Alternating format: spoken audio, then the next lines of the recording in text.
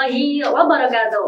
Halo pemirsa Kakak Media dimanapun Anda berada. Senang sekali kali ini kita berjumpa lagi di program yang kita tunggu-tunggu. Apalagi kalau bukan program Samawa, sharing bersama mahasiswa.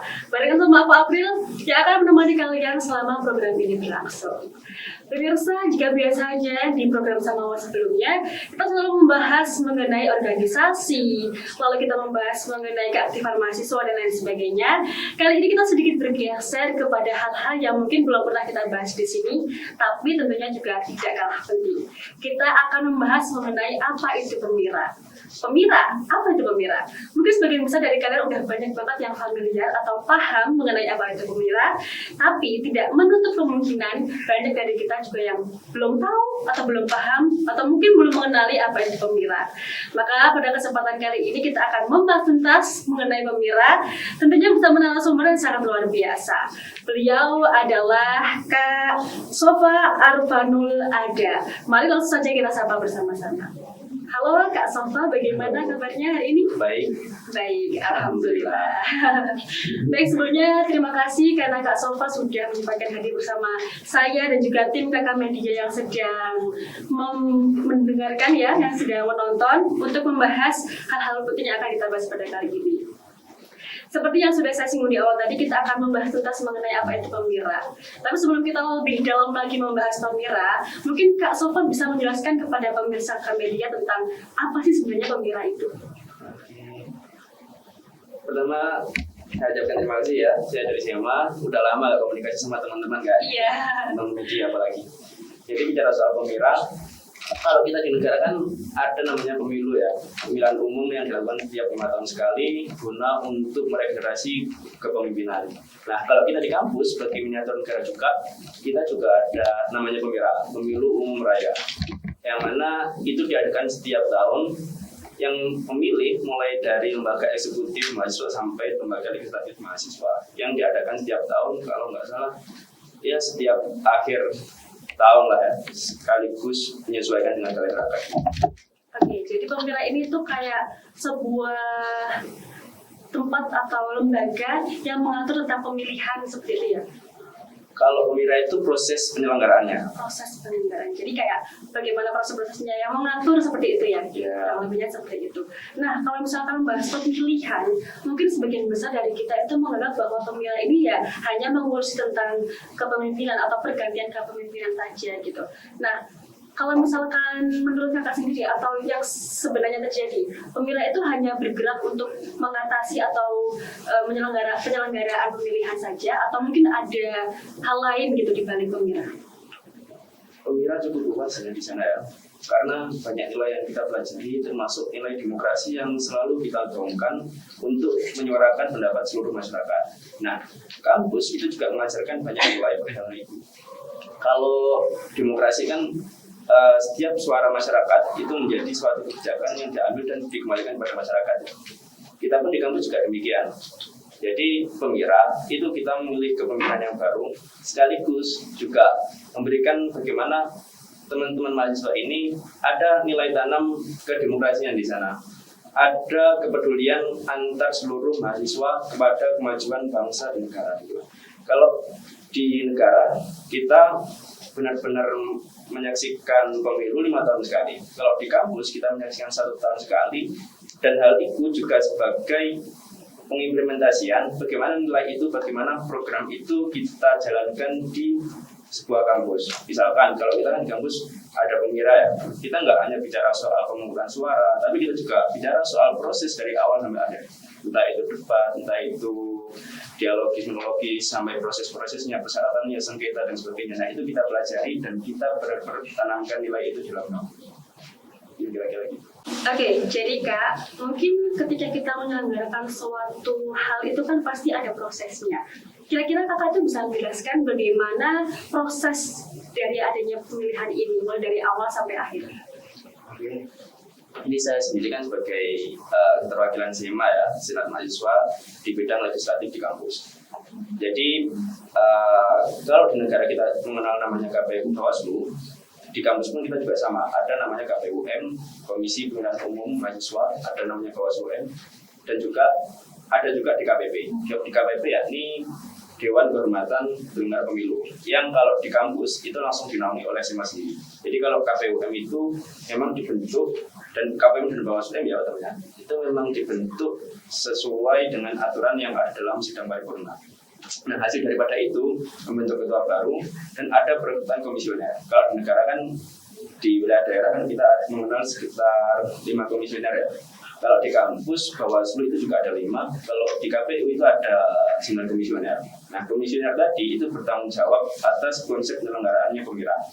Jadi pemira mulai dari agenda awal, pelantikan, sosialisasi, kemudian debat kandidat, dialogis monologis, kemudian penyelenggaraan di hari H, itu adalah tanggung jawab daripada KPUM.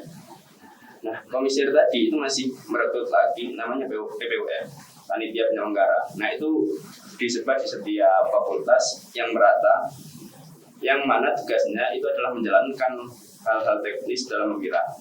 Nah, itu susunannya dari awal sampai akhir mungkin sekitar makan waktu cukup lama ya, di atas 2 atau 3 bulan mungkin lah. Itu kalau bicara soal persiapan. Kalau soal konsep ini sebenarnya KPUM itu juga punya aturannya sendiri ya. Jadi mereka punya hak dan wewenang untuk mengonsep bagaimana pemira ini berjalan, mulai dari persyaratan paslon ya kan, kemudian tingkat waktu, kemudian sanksi, bukan sanksi sih lebih tepatnya, hal-hal yang melanggar dalam aturan kode etik itu juga ada dalam aturannya KPUM. Jadi ketika diselenggarakannya pemilihan itu melalui proses yang cukup panjang. Mungkin sebagian dari kita tuh belum tahu kayak bagaimana caranya, atau mungkin bagaimana juga seperti apa sih, kayak berapa lama, memakan waktu berapa lama. Jadi sekarang kita udah tahu ya teman-teman, memakan waktu cukup lebih, kurang lebihnya 3 bulan ya gitu. Jadi dan melibatkan banyak juga pihak seperti itu. Nah, lalu Kak, apa saja sih kira-kira tantangan paling besar yang dihadapi oleh Kakak dan juga teman-teman ketika penyelenggaraan ini berlangsung? Kan kalau misalkan kita tahu ya, kalau misalkan terjadi sesuatu itu atau menjalankan sesuatu itu pasti banyak sekali rintangannya. Kira-kira selama Kakak menjalankan pemilihan ini tuh apa sih yang tantangan paling terbesar gitu? Tantangan terbesar daripada pemilu sendiri itu saya rasa cukup luas ya, dan hampir setiap kampus itu menghadapi hal itu. Kalau kita lihat di tahun kemarin, jumlah pemilih tetap itu cuma sekitar 1.000 sekian dari seluruh mahasiswa semester 1 sampai 7 itu sekitar 9.000 lebih. Jadi bisa dikalkulasikan bahwa pemilih dalam pemilu raya itu belum mencapai 30%, dan itu cukup menjadi tantangan lebih ya. Karena bagaimanapun juga pemira ini bukan ditujukan hanya untuk paslon gitu, tapi itu ditujukan untuk seluruh mahasiswa. Jadi pemira itu kadang mahasiswa itu menganggap, oh ini loh kepentingan segelintir orang aja kan gitu. Padahal mayoritas pemilihan mahasiswa, kalau mahasiswa itu nggak memilih, otomatis paslon-paslon nanti ke depannya juga tidak terlalu memperhitungkan bagaimana suara mahasiswa. Tapi ketika mayoritas mahasiswa itu memilih, otomatis paslon-paslon yang jadi ini akan bisa menentukan arah gerak bagaimana organisasi berjalan. Mungkin kita di masyarakat kadang ya itu punya stigma negatif perihal mahasiswa. Oh, mahasiswa sukanya demo, mereka demo bayaran, mereka nggak punya arah yang jelas gitu. Oh, di Dharma perguruan tinggi mereka kurang berjalan. Nah, mungkin itu juga berawal daripada apatisme dari mahasiswa yang ada di kampus. Kalau dari pemira aja, seluruh mahasiswa itu udah apatis, bagaimana proses kedepannya paslon-paslon yang jadi itu menentukan arah gerak mereka.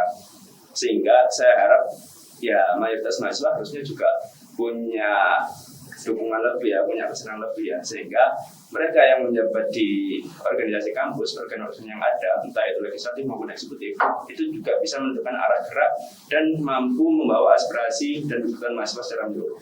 Ya, jadi bisa disimpulkan bahwa tantangan terbesar selama ini itu adalah kesadaran mahasiswanya sendiri. Karena mungkin dari sekian banyak mahasiswa yang ada, tidak sampai 30% yang memilih. Kalau misalkan nanti ada hal-hal yang tidak diinginkan, pasti mereka menganggap bahwa itu hanya kepentingan segelintir orang saja. Padahal adanya pemilihan ini itu juga sangat penting ya bagi kita semua. Karena suara kita tuh sangat menentukan masa depan kampus. Bisa dikatakan seperti itu ya. Iya, karena mungkin juga apakah hal ini tuh dikarenakan karena adanya kurangnya sosialisasi. Karena menurut saya sendiri, di lingkungan saya, maksudnya di lingkungan saya di kampus ini, banyak juga teman-teman saya yang tidak sadar akan adanya pentingnya kita memilih seperti itu.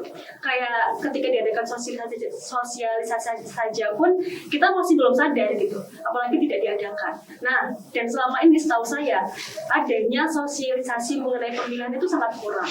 Nah, apakah itu menjadi juga salah satu hal yang menjadikan kayak timbulnya tantangan seperti itu? Kalau sosialisasi aja menurut saya itu udah berjalan cukup masif ya.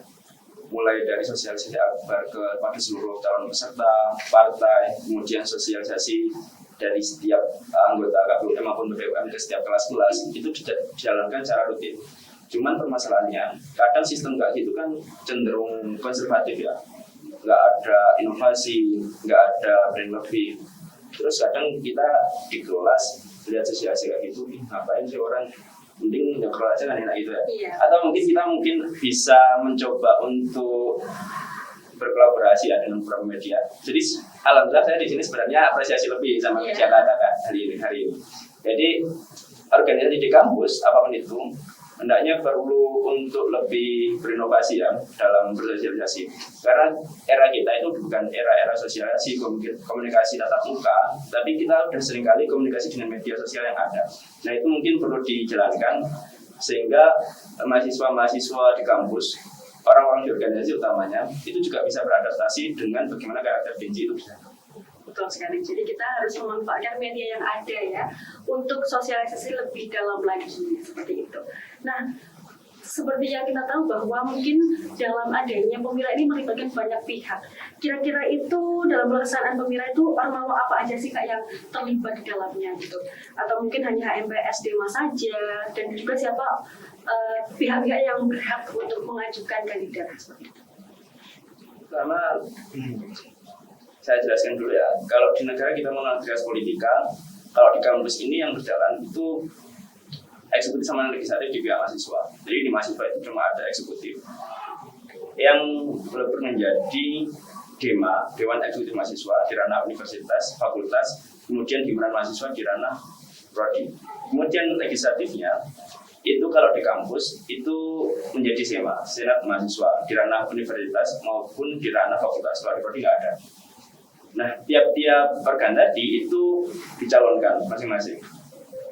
Dan kalau di HMBS, Dema Fakultas sama Dema Fakultas, itu pencalonannya langsung ke ketua. Tapi kalau di Dema Universitas, kita mencalonkan atau paslonnya itu langsung Presma, Presiden Mahasiswa sama Wapresma, Wakil Presiden Mahasiswa. Sedangkan di legislatif, di SEMAKU, itu pencalonannya ya mirip kayak DPR. Jadi mereka dipilih sesuai dapil yang ada, daerah pilihan. Kalau di kampus kan fakultas ya, itu ada 6 kursi di tiap-tiap fakultas. Dan 6 kursi tadi itu nanti dipilih, dan ketika sudah sah, dilakukan sidang majelis dan dipilih secara formatur siapa ketua dan formasi apa aja yang ada di sana. Jadi ada kayak bahan eksekutif dan juga bagian legislatifnya. Ada SEMA dan juga Dema seperti itu ya. Jadi tidak hanya mungkin kayak yang kita kayak nggak tahu tuh mungkin nilainya bahwa adanya pemilihan ini ya hanya beberapa orang saja yang terlibat, tapi saya tidak ya teman-teman. Ada badan eksekutif dan juga legislatif. Selanjutnya Kak, terkait dengan musma atau musyawarah mahasiswa, kira-kira tuh apa saja regulasi atau keputusan yang menjadi dasar pelaksanaan pemilihan tahun ini? Oh ya, kalau pencalonan Dema, Dema-U, SEMA-U, sama SEMA-F dan Dema-F itu nggak ada namanya musma. Kalau musma, musyawarah mahasiswa itu hanya berlaku di wilayah MBS. Dan untuk pemilu raya itu kita mengenal namanya partai juga. Kita ada sistem partai di sana. Dan di kampus kita itu ada 2 partai sampai saat ini. Yang satu PDM, yang satu namanya Partai Pakem. Nah, 2 tadi itu berhak untuk merekomendasikan calon-calonnya kepada KPUM. Dan ada regulasi ketiga, itu regulasi dengan pencalonan independen. Kalau independen, mereka yang mencalonkan tanpa partai, cuman dibutuhkan beberapa syarat untuk merekomendasikan hal itu. Mulai rekomendasi dosen, kemudian ada rekomendasi KTM dengan bukti KTM mahasiswa berjumlah 5% dari tiap-tiap wilayahnya. Misalkan kalau di MPS berarti ya 5% dari jumlah prodi yang ada mulai semester 1 sampai semester 7. Di fakultas pun demikian, ataupun di Dema-U. Nah, itu rekomendasi dari partai. Kalau MUSMA itu hanya berlaku di HMPS. Jadi musyawarah mahasiswa itu dia nanti sistemnya sidang, membacakan draft ADART, anggaran dasar anggaran rumah tangga, kemudian membacakan tatip pemilihan hingga memilih paslon di dalam musyawarah mahasiswa. Bedanya kalau pemira itu kita ada pemungutan suara melalui surat suara yang dibuat oleh KPUM dan itu dilangsungkan secara publik. Kalau MUSMA itu dilangsungkan secara lebih tertutup ya, di prodi aja ya, tapi terbuka untuk seluruh mahasiswa prodi. Bedanya kayak gitu, karena melalui sidang kalau MUSMA. Dan itu hanya berlaku di HMPS, mungkin dengan rekomendasi dari ketua HMPS yang lama dan dikoordinir sama SIMA fakultas masing-masing. Jadi MUSMA itu sebenarnya program baru ya kalau di kampus kita, dan itu masih tahap-tahap percobaan. Jadi mungkin nanti persilannya MUSMA itu hanya beberapa prodi yang ada di kampus, jadi nggak semua MPS, dan mayoritas tetap menjalankan pemira. Baik, jadi MUSMA ini baru-baru ini ya, mungkin Baru banget. akan kita jalani lebih lanjut lagi di tahun ini atau tahun-tahun berikutnya seperti itu. Selanjutnya, kalau kita mahasiswa itu kan sebagai pemilih, kira-kira tuh kapan waktu pelaksanaan pemira dan apa saja yang harus kita lakukan untuk bisa ikut memilih? Kayak misalnya kalau misalkan kita memilih presiden dan wakil presiden, DPR dan lain sebagainya, itu kan syaratnya kita harus menjadi bagian dari negara atau warga negara Indonesia, biasanya kayak gitu. Persyaratannya kita harus terdaftar dari ini dan itu gitu. Kalau misalkan di pemira ini bagaimana? Apa yang harus kita lakukan sebagai mahasiswa agar kita bisa memilih? Karena kita mahasiswa ya, kita juga ada kepentingan utama pokok yakni perkuliahan. Jadi agenda pemira itu juga menyesuaikan dengan kalender akademik yang ada. Sehingga bicara soal orientasi utama mahasiswa dan juga partisipan yang lebih, kita menyesuaikan sekitar sebelum UAS ya, di bulan Desember awal mungkin atau enggak November akhir. Jadi kalau UAS itu kan akademik sekitar 15-an ya pertamanya. Nah itu diusahakan sebelum itu sehingga partisipasi mahasiswa bisa menjadi lebih menarik dan juga jadwal perkuliahan juga tidak terganggu. Kalau misalkan persyaratannya ketika kita sebagai mahasiswa ingin memilih itu apa aja yang harus kita lakukan? Kalau itu wewenang KPUM sih sebenarnya. Cuman kalau melihat tahun-tahun kemarin itu sistemnya agak ribet dikit sih. Jadi kalau pemilu kemarin itu ada namanya Dewan Pemilih Tetap dan adanya namanya Dewan Pemilih Sementara. Yakni mahasiswa itu mendaftarkan dulu untuk menjadi Dewan Pemilih Tetap dengan foto, KTM dan sebagainya. Cuman untuk kedepannya itu kami kembalikan ke KPUM bagaimana mereka menyusun strategi biar partisipan menjadi lebih, terus biar pemilu terselenggara secara jujur, adil dan transparan. Karena ada plus minusnya juga itu kan. Kalau kita utamakan soal pemilu yang adil, jujur, mungkin partisipannya juga agak sulit karena sistemnya terlalu ribet. Tapi kalau kita buka gitu kan dengan sistem yang enggak terlalu ribet, kadang dikhawatirkan nanti pemilunya juga kurang transparan, kurang adil, kurang jujur kan itu juga repot. Jadi kita nanti tetap kaji, kita tetap pertimbangkan dan kembalikan ke KPU. Ya, jadi pemirsa adanya pemilihan nanti mungkin sebentar lagi ya Kak ya, karena ini kan mendekati kita mau UAS ya, kita udah KS mau UAS. Jadi setelah itu mungkin kita akan melalui sebuah pemilihan. Buat kalian semua jangan lupa untuk tetap menggunakan hak pilih kalian ya pemirsa. Oke Kak, selanjutnya selain mahasiswa nih, kira-kira tuh siapa saja unsur sivitas akademika yang ikut terlibat atau berperan dalam penyelenggaraan pemira? Dan seberapa besar sih dukungan dari pihak kampus ataupun dosen dan juga lain sebagainya? Kalau sivitas akademika luas ya, mulai dari dosen, mahasiswa, staf administrasi juga ya pastinya.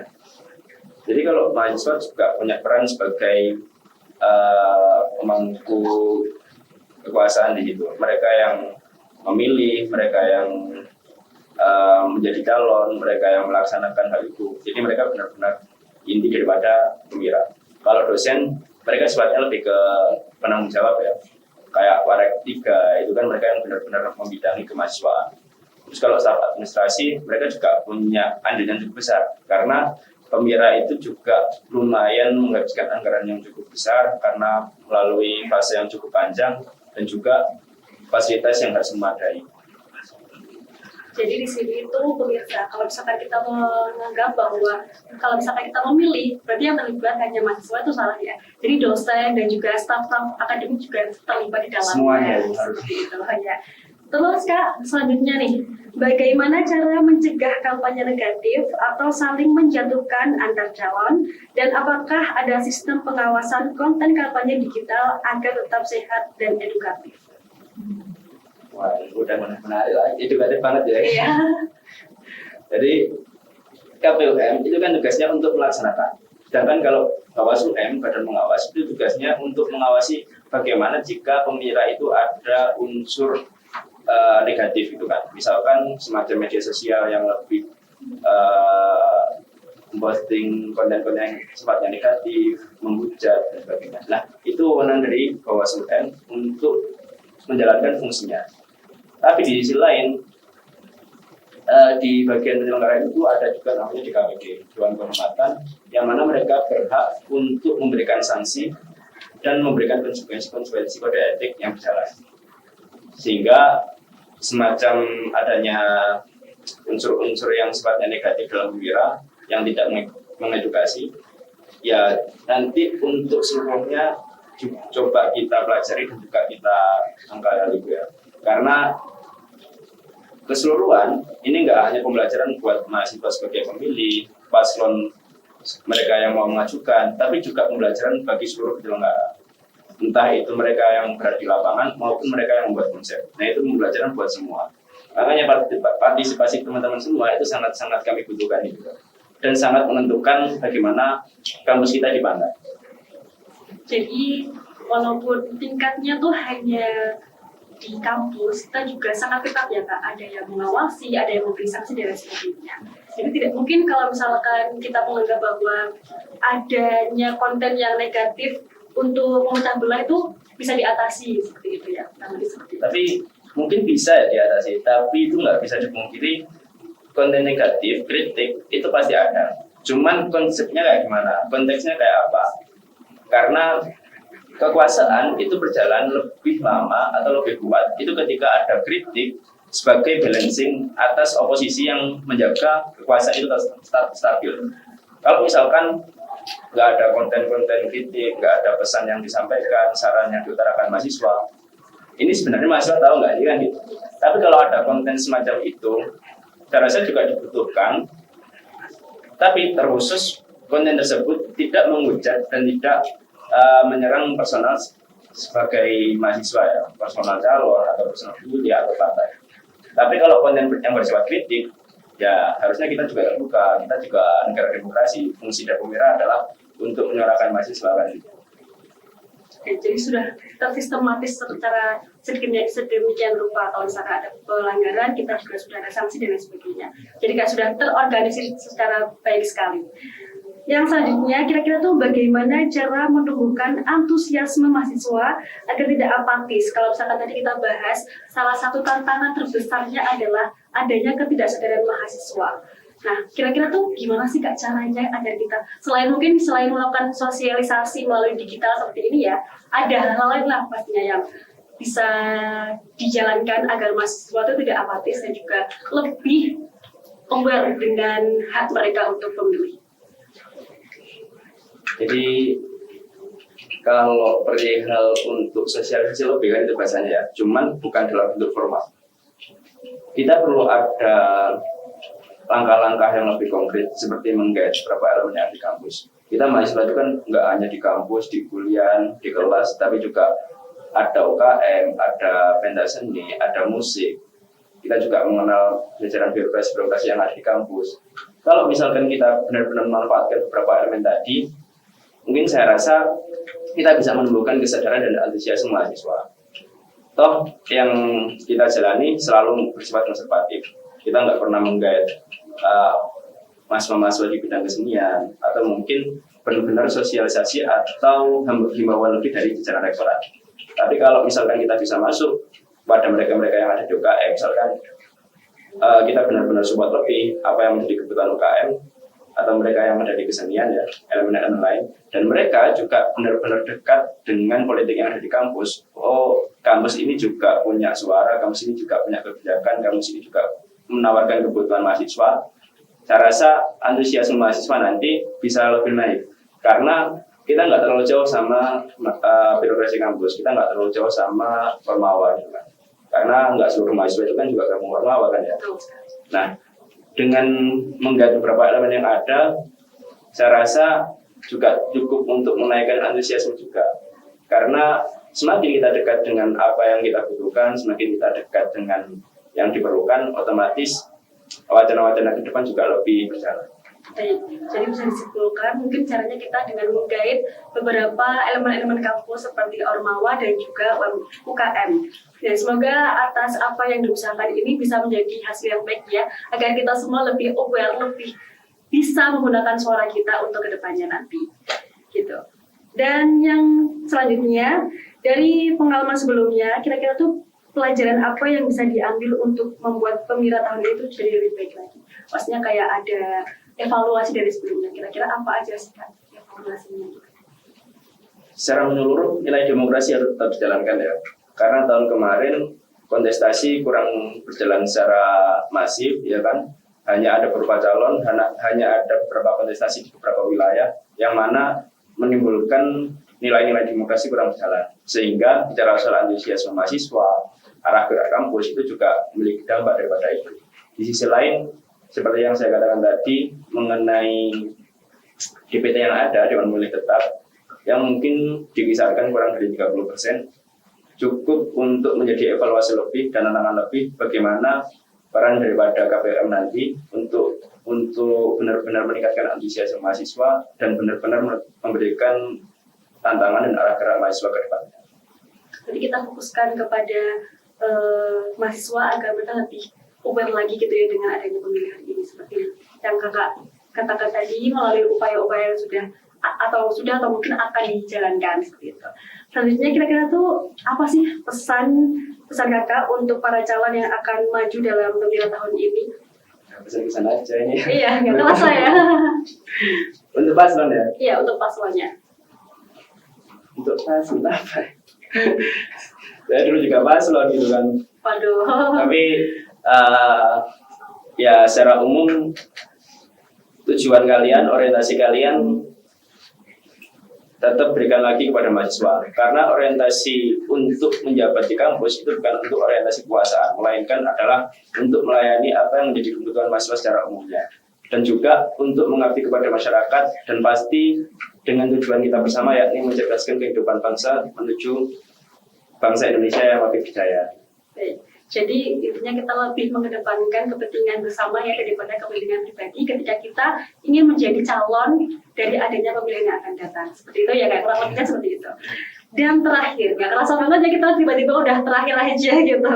Terakhir nih Kak, apa pesan Kakak untuk mahasiswa kampus ini agar mereka mau ikut berpartisipasi dan menggunakan hak suaranya dengan bijak? Karena sebentar lagi nih ya kayaknya kita bakal menyelenggarakan ya. Seluruh mahasiswa ya? Iya, seluruhnya. Jadi saya tekankan bahwasanya suara kalian itu bukan hanya untuk sebagai formalitas, tapi melainkan adalah suara yang menjadi kebutuhan seluruh mahasiswa. Jika mayoritas kalian memberikan suara dalam pemilihan nanti, otomatis itu akan menjadi representasi bagaimana tujuan daripada kampus kita, tujuan daripada Ormawa kita yang menjadi representasi kampus, benar-benar memberikan arah gerak kepada seluruh masyarakat. Dan pemilih yang memilih besok itu benar-benar memberikan pertimbangan bagaimana paslon menjalankan struktur organisasi, menjalankan kebijakan organisasi ke depannya, dan benar-benar membawa nilai lebih dari apa yang digaungkan oleh mahasiswa yang kalian harus laksanakan besok. Ya, jadi suara kalian itu bukan hanya formalitas, tapi juga menentukan masa depan kampus kita. Seperti itu ya Kak ya. Terima kasih saya sampaikan ya, karena Kakak sudah mau hadir di sini memberikan edukasi yang sangat luar biasa tentang pemilihan dan lain sebagainya. Semoga setelah ini kita semua lebih aware lagi bahwa kita juga sadar kalau misalkan suara kita tuh sangat-sangat dibutuhkan dan juga bukan hanya sekedar formalitas saja. Seperti itu ya kurang lebih ya Kak ya. Mungkin kita bertemu sampai sini saja. Semoga apa yang bisa kita sampaikan dapat bermanfaat bagi kita semua. Dan apabila ada kurang lebihnya, saya mohon maaf. Saya Aprilia dan juga mewakili tim Kakak Media pamit undur diri. Terima kasih dan sampai jumpa. Wassalamualaikum warahmatullahi wabarakatuh.